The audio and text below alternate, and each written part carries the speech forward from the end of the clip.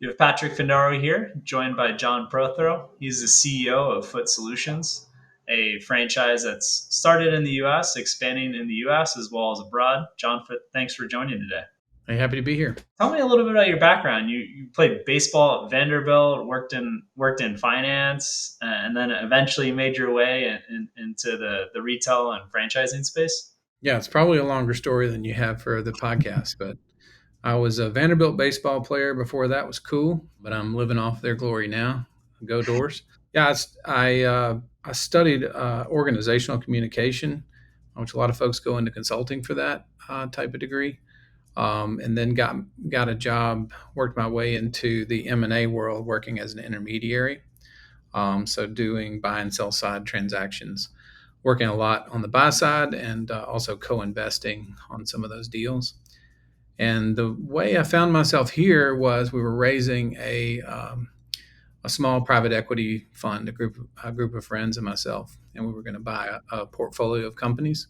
And I met the owner of Foot Solutions, loved the model, loved the niche, looked at the macro trends, and said, "Man, this is something that could really be interesting." So I called my friends and said, let's buy this one and I'll run it." So You're going that's the all best in. way to become the CEO, by the way, is to install yourself. That's true. And tell me, what is Foot Solutions all about? Thanks for asking. Foot Solutions is what we call a foot wellness retailer. We're one of the few, or one of really a couple of companies that are national retail-based foot care. So it's a caring expert service, really highly trained people in our stores. They look a bit like shoe stores, but sort of juiced with some high tech foot analysis equipment, digital scanning, 3D printing, and staff that has an abnormal amount of training on foot biomechanics and that sort of thing. So we're a service company that knows what we're talking about with feet, and we sell product that truly custom orthotics, and healthy footwear. What's the persona? Like, who are you marketing this to? Well, we're not selling Gen Z Nikes. And you look like a guy who's probably wearing the cool Nikes. I got lots of friends like that. But no, we're selling generally baby boomers and retirees. And it's not because not everyone needs to be balanced and aligned and properly fitted with footwear, but it's because people start to hurt a little bit and start to feel a little bit achy. I pulled my back when I was 40 years old, like 2 days after I turned 40, doing laundry, and it's that kind of customer we're looking for. You start to feel like you're breaking down a bit, and you think, "Hey, what could I do to improve my health and keep me, happy and comfortable on my feet?" So I'm a total novice, but I do try to be barefoot as much as possible. And obviously, in the modern society, I can't walk out the house barefoot, but around my house and, go to the beach a lot and certain outdoor spaces. But what are some tips for people in this space, and why is this important, and why should people think about it before they have an event like you had? Well, that's a great question. So your feet are very, very complex machines. If you think about the way your feet were designed, they were designed to walk on Earth. So when you're at the beach and you're walking on the beach, your feet are hitting that ground and it's filling up the arches and filling and perfectly balancing your foot, so to speak, right? But we live in a world of concrete and tile and hardwood floors and that sort of thing. And so having something underneath your feet as you're walking around that sort of plays the role that the earth used to play Hmm. is important. And if you think about, it's not just foot pain you can deal with, because if you have a misalignment in your body and your gait, that can cause joint pain, cause wear and tear, in your hips, even cause back pain. Some people have leg length discrepancies, for instance, and your back sort of compensates, your body sort of compensates for that, and a lot of times cause tension in your lower back. So there's a lot of things that start from the ground up and are related to your health that you may not recognize until you start hurting. We always say your feet are the foundation of your health. Let us take care of them for you, and we really believe that. So I would imagine, like, if I was going through like the experience of needing, support with my feet, maybe if there was something serious, I would first go to a podiatrist Do you work with podiatrists, or do you usually go directly to consumer? So we do get a lot of referrals from podiatrists, orthopedists, some chiropractors, physical therapists. We get a lot of referrals. Some podiatrists will do custom orthotics. A lot of times those are outsourced. A lot of times those are sent to us. If we have a podiatrist that's in town that wants to do custom orthotics, we'll say, look, just send them to us for healthy footwear because they're normally not selling footwear, and a lot of their patients need to get in the right footwear. We're allied with the medical community. We're not competitors with them. At least we try not to be. But most podiatrists are more interested in procedures and not that interested in doing custom orthotics. Or like basically preventative? They're not as work, I guess, focus on the preventative side. They're more just helping someone that already has a serious problem. Yeah, I mean, well, even if they were, the people aren't coming to see them. You don't go to the podiatrist to get a well check like you do your general practitioner. Well Maybe you said. should. Maybe I just started a Yeah. new line of business for them. So with Foot Solutions, what are we talking about in terms of like investment amount, square footage, ideal type location? Well, that's one of the things we loved about it when we were looking at the business to buy. So Foot Solutions is pretty low cost to own and operate. You're looking at probably around 1,500 square feet. We've had stores that were a little over 900 square feet and doing Oh, $750,000. So you do not have to be in a large space because, you know, if you're running it properly, about 30% or so of your sales is going to be on the custom orthotic side, and there's no inventory associated with that. So we operate in about 1,500 square feet. We like lifestyle centers, but you don't have to be in the nicest lifestyle center. You don't have to be on the best retail road. You want some walk-in traffic because it's basically like having a free billboard.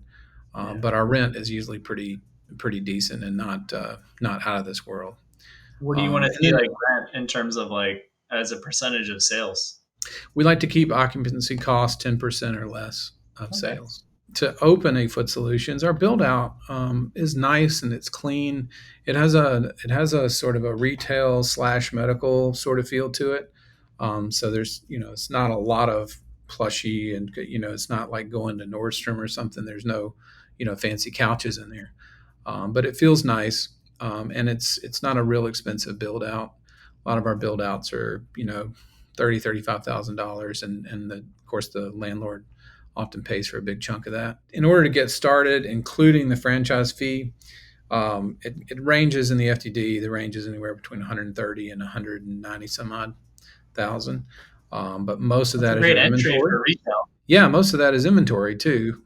So kind of depends on how much where you're going to put your store, then determines how much inventory you feel like you need to buy up front. Because if you're in a big lifestyle center and there's a lot of retail around, you probably need to buy closer to $100,000 in inventory. If you're in more of a destination spot, you can get away with starting with 60 or so. So most of that is just putting cash on the shelf, and that includes the franchise fee. So we like the way it's set up economically.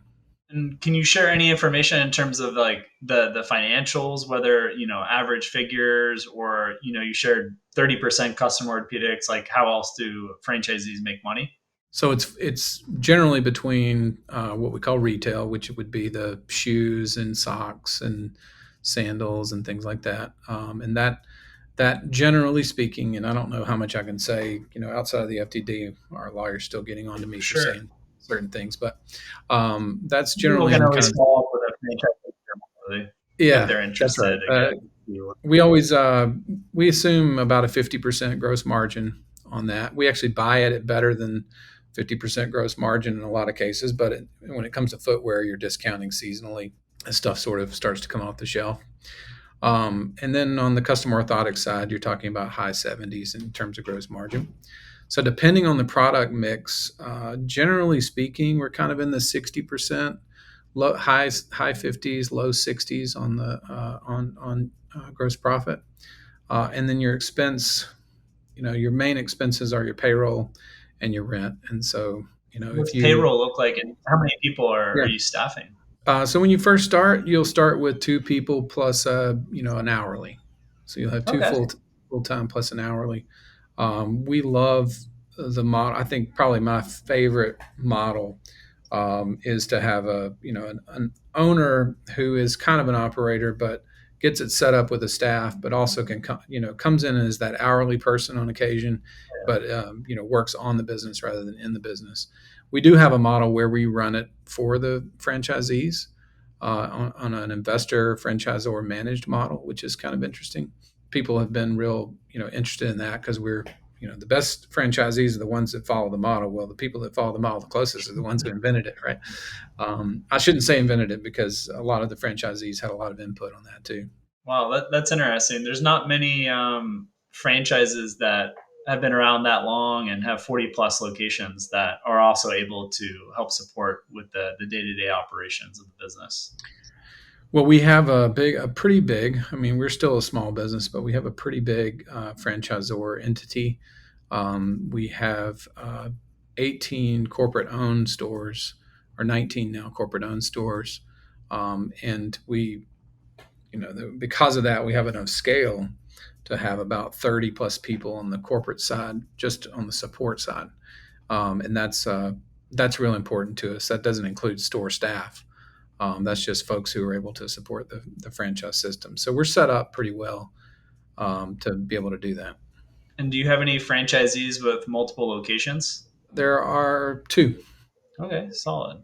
And do you foresee more franchisees opening up multiple locations? Because it seems like the margins are sufficient where the owner doesn't have to be there all the time. Like there are definitely franchises where you buy yourself a job and the revenue is like 200K, 300K, and you can't really get out of the business. But what we're Yeah. talking about today and offline, it seems like there's sufficient margin where the owner can really be going around to multiple stores and probably eventually hire an area manager. Yeah, and so we just a little of the history of the business. It was around 20 years before myself and some and our investors bought it, which I mentioned. So we've owned it now for 3 years, a little bit plus. And when we got in, we didn't feel like there was enough infrastructure to support selling franchises and then supporting them. So we spent a lot of time building up the corporate infrastructure to be able to do that. And we started selling really in January of this year. Uh, That's and exciting. uh, and all we've sold so far is multi-unit operators. So these are folks that they're cashed up, professional, competent business owners. Um, we do have a lot of folks who are mom and pop, buy yourself a job, and they're very passionate about foot care and helping people and getting people healthy on their feet. They get a lot of hugs. It's a real, I'd say, fulfilling sort of thing. The multi-unit operator model, the multi-unit investor model is real important, I think, as we get larger and larger, because I like to have a real close one-on-one touch with the franchisees. And if we get up to 200 locations and there's 200 franchisees, It's it's going hard. to be hard to really, it's going to be hard to share my cell phone number with all 200 of them. Right now it's manageable and everybody calls and we talk and I love it. But as we grow, scaling it's going to be with less franchisees per store, I would say. And what do these franchisees look like? Do they already have a successful business that's independent? Do they already operate other franchise brands? Are they coming more from a corporate life? I mean, it really runs the table. Really runs the table. We have a lot of people who are in the healthcare space already, nurses and folks like that. Who, whenever they want to buy a job, they that's the kind of people that come along. People who are physical therapists or I can nurses. see that. But It's I a mean, grind probably working at a hospital. Like it's kind of a young person's game, and probably especially a lot of those practitioners yeah, know yeah, like they see it because they've been on their feet all the time, and they're like they're probably like a top customer. yeah. As a matter of fact, we get a, a lot of medical professionals, doctors, looking into franchising with us. Um, in fact, after we get off this call, I'm going to be on the call with an orthopedist, and he wants to open a franchise.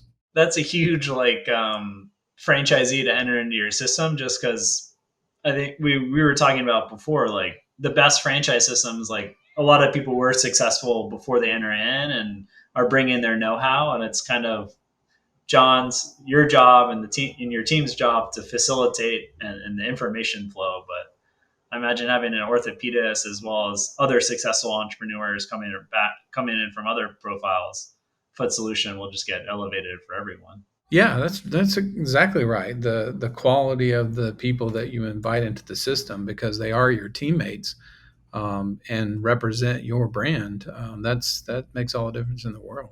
And when does it make sense to focus on international? I know you have a lot of experience international business. You have a few international franchisees. Are you really like heads down on growing and developing in the U.S., or are you also entertaining entering some new markets in the world?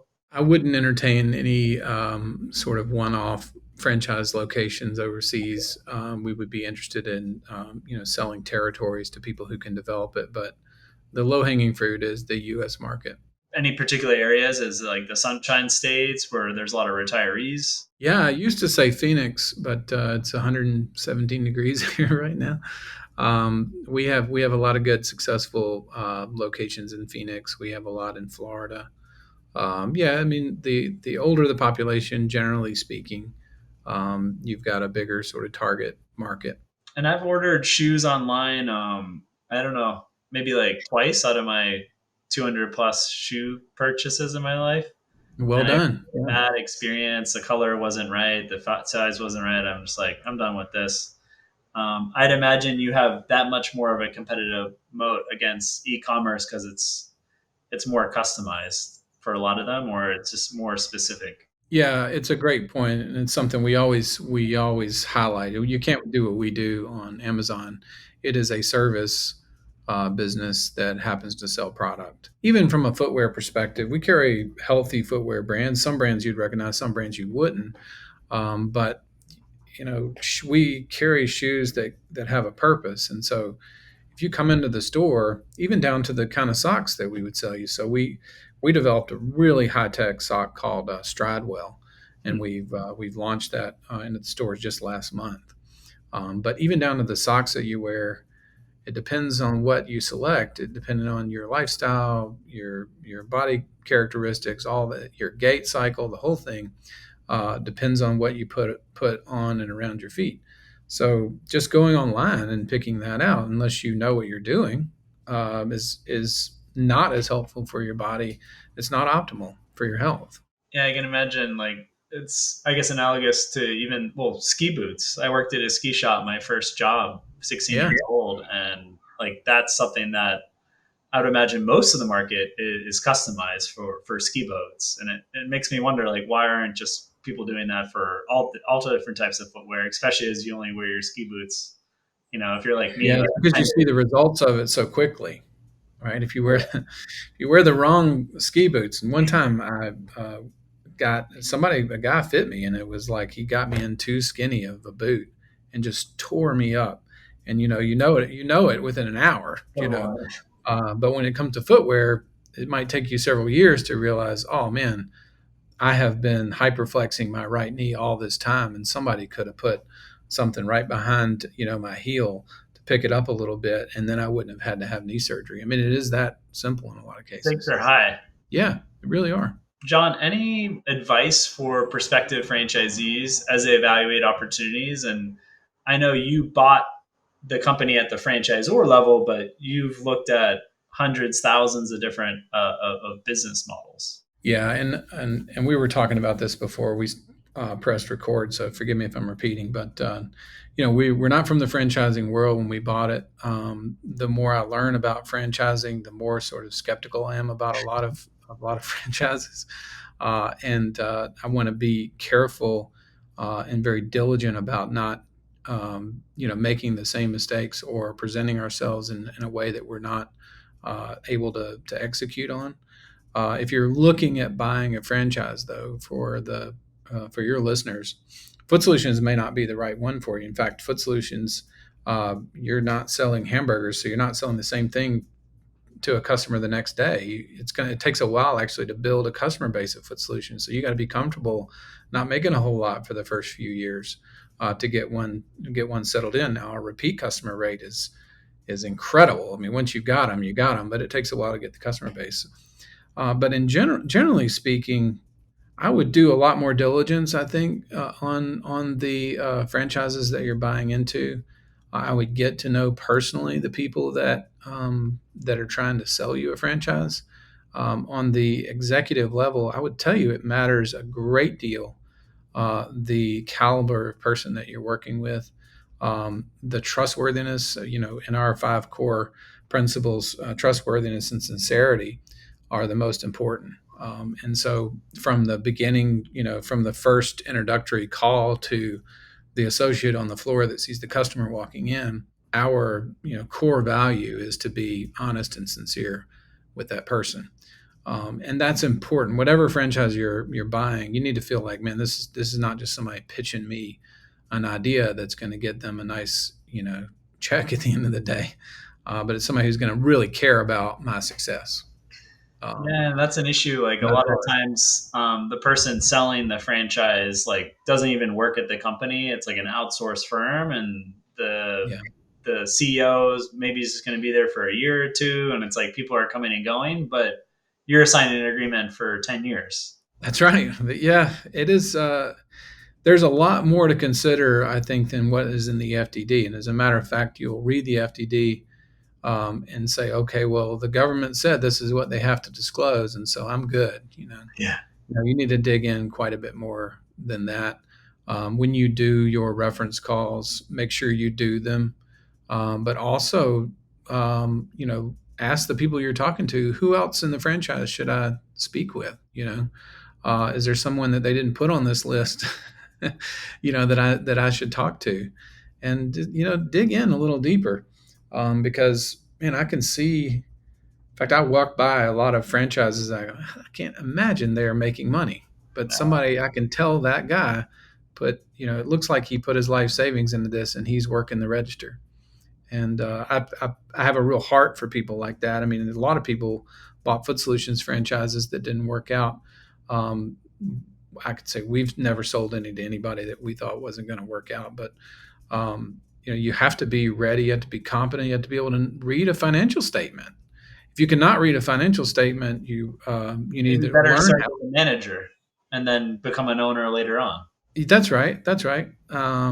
Or learn how to do it, or get some really good advice, because I've had conversations that ended, pretty quickly, kindly, but pretty quickly, with potential franchisees who didn't know the difference between, COGS and SG&A, and that's going to be real hard. It's going to be real hard to own a business if you haven't, gotten the basics from a financial perspective.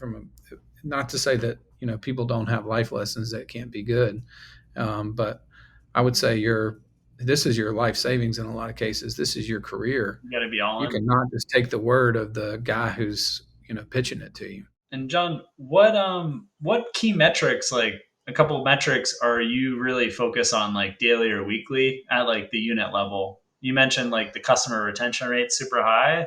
I'm sure you're Mhm. tracking that. Are there any other metrics that come to mind? Yeah, well, we track customer 5-star reviews too. That's a big one for us. We have our annual convention coming up. We're giving out awards on customer service, and there's a lot of them. I'm real proud of the way we get good reviews. But from an economic perspective, we try to. I mentioned we try to keep your occupancy cost under 10% of your revenue. Your payroll costs should be about 20% or less of your revenue, and then your gross margin really ought to be over 60%. That really tells us whether or not you're focused on selling the right solution to the customer, because your staff can get a little bit lazy and say, all right, this person came in, I don't really want to do the whole analysis and the gate, let me just put you in a good shoe, and that's not what you're there for. You're there to Yes. really go through the thing and then give them the optimal tool. So we really focused on that. We're focused on average ticket values, What is the because average that ticket? average ticket, it depends on the store, but we're somewhere around $190 Solid. on an average ticket value. And so you're selling them footwear, which they can get anywhere, right? You're helping them pick out footwear, and it's the same that they're going to get on the internet, typically in terms of pricing, and same they get down the street at another store. But what have you done on top of that? Have you given them the right sock? Have you given them a custom orthotic? Have if they can't afford a custom orthotic, did you spend some time with them to put them in the right over the counter insole? And if you've done that, then the ticket value is going to be pretty high. Yeah, I just pulled up now when we were speaking your 5-star reviews. It's really across the country. They're doing really well. I mean, 4.8, 4.6, 167 reviews.